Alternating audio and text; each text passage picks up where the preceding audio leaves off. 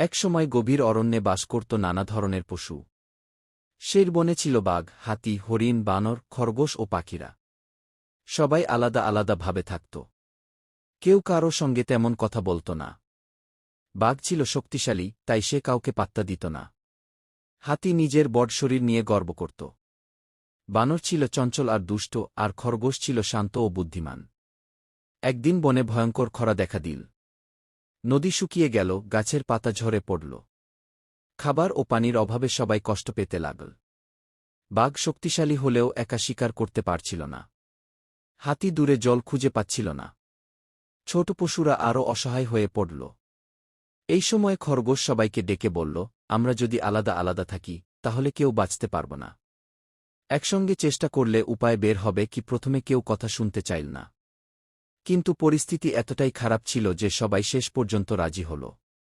সবাই মিলে কাজ ভাগ করে নিল। বানররা উঁচু গাছে উঠে দূরে জল খুঁজতে লাগল। পাখিরা আকাশ থেকে চারপাশ নজর রাখল। হাতি শুকনো মাটিতে পা দিয়ে খুঁড়ে জল বের করার চেষ্টা করল। বাঘ পাহারা দিল, যাতে বাইরের শিকারী বা বিপদ কেউ আক্রমণ করতে না পারে।